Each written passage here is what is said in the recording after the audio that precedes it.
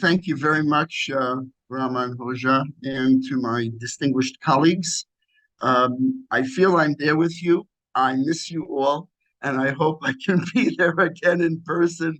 But I certainly would say that the interactions I've had with you, Rahman Hoja, and your colleagues, Osgur Hoja, and others, have been Thank wonderful. you. And it is the greatest privilege for me to be part of this. Wow, these were two fantastic presentations and really gave me a lot of food for thought. But the question of Turkish foreign policy after the May elections is really a very complicated question. But the one thing that we haven't talked about, which I think we have to, is the whole question of Ukraine, Russia, China.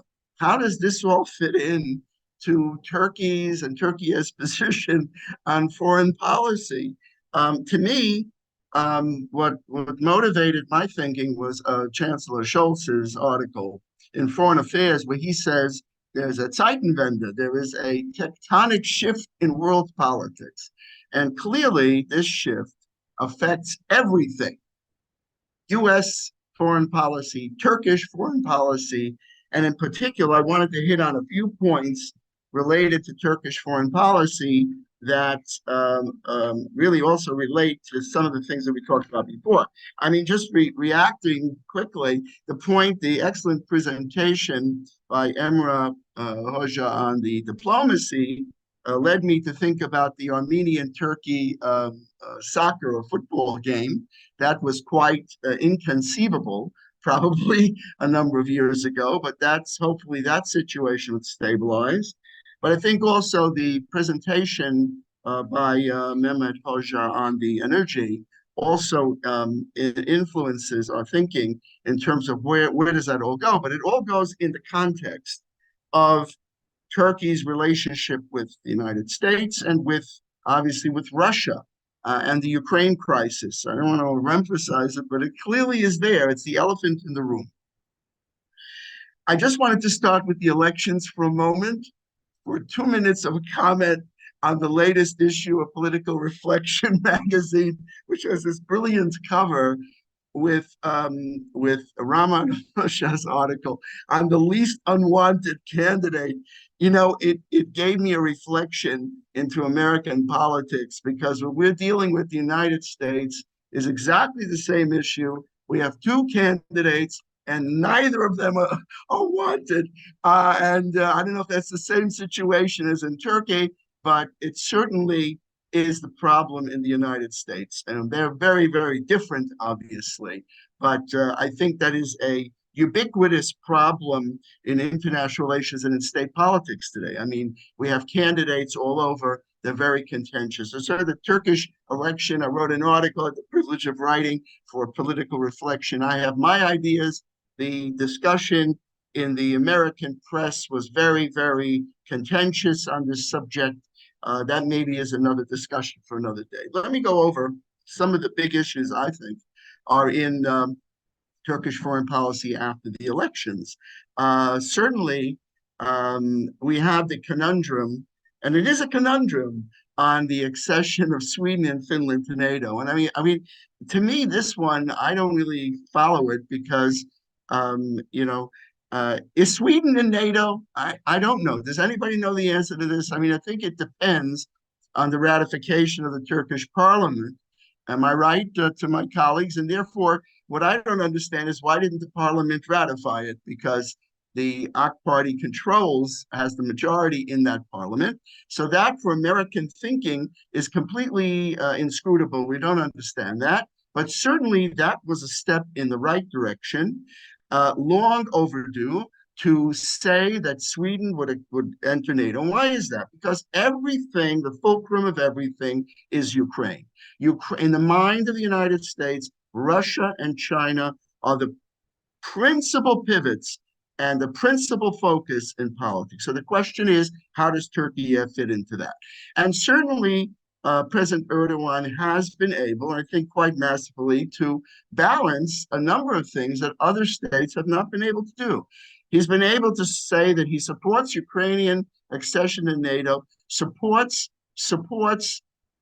providing assistance, military assistance, drones, including that highly touted Bayraktar drone to Turkey. Yet at the same time, Turkey does not support the sanctions against Russia.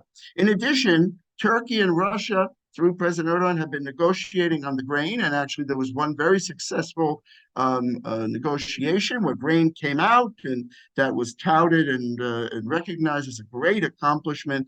The issues continue on that. Russia's intransigence and, of course, its aggression against Ukraine stands out and makes everything, which is what Schultz is talking about, everything else is commentary. The idea that you could have a state like Russia invade a sovereign state like Ukraine changes everything, including the whole idea about the efficacy of diplomacy.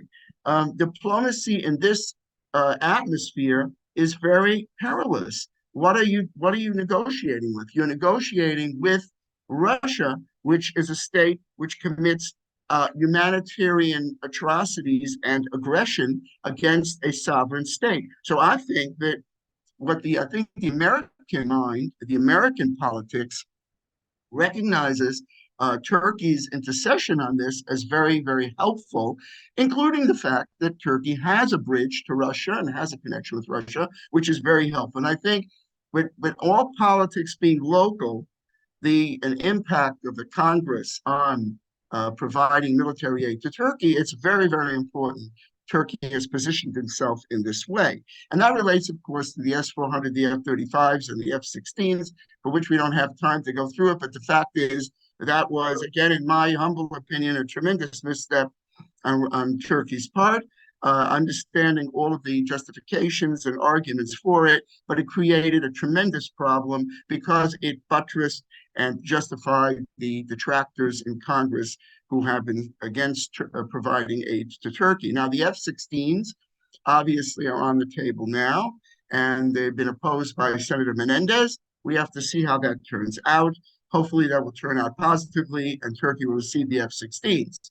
But again, everything relates to the central fulcrum, I would argue. Now, as far as EU accession, that one, honestly, I thought surprised me. I almost fell off my chair. I thought, wait a minute. Turkey wants to get into the EU.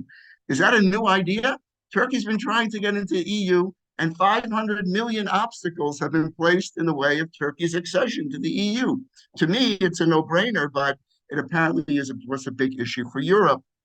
To my mind, on that one, I think that Turkey will not accede to the EU, but at the same time, it will achieve some basic concessions from the Europeans because of Turkey's clear central position in terms of being a player on the international arena and also in terms of Ukraine. Now, about the third way, and this gives me a lot of things to think about in just a few minutes, all these countries, I mean, certainly France and India, Turkey, all these countries are all trying to find a path to be the third way, to be the pivot, to be the separate pivot from the great powers. I say, I'm sorry, this is my American thinking, no, not a chance. There is no multilateral world. There is a world of US, Russia, and China. And now Russia and China seem, for at least for the time being, to have well, maybe not for the time being, they say they're going to have an alliance forever. They're going to be friends forever and ever and ever, right? And we know in international relations, there's no chance of that. But at the present time, we have a new axis that's developing in terms of Russia and China and North Korea and Iran. These malevolent powers are getting together. And the question to me, the central issue for Turkey, central issue, and it is a major, major participant and player in international relations, is which road will Turkey take? Which road will it follow? And to my mind, I've always thought that the road to the West, to NATO and the alliance, notwithstanding the bumps and the glitches and the problems with that, is the road that Turkey needs to take. Now, just a couple of other things that I wanted to talk about, because obviously there are really big developments in Turkish foreign policy very quickly. Of course, as has been discussed so very well about the Cyprus crisis, and of course the energy in the Mediterranean. But the relationship with Israel and Egypt, but particularly with Israel, is so significant. There's lots of talk now about a Turkish-Israel pipeline. I mean, who would have thought that possible years ago? It's a tricky situation, tricky position for President Erdogan in terms of Israel and Turkey's policies in the Middle East. Very tricky, but at the same time, very, very important for Turkey and Israel to increase and improve their relations. Why? Because, as has been so eloquently pointed out, this Eastern Med Forum, which was created, became a lever against Turkey. In other words, you had Turkey with its exploration ships in the Eastern Mediterranean, and Turkey, I was told, you can't explore. Yet the other states were there exploring, and that just was unfair.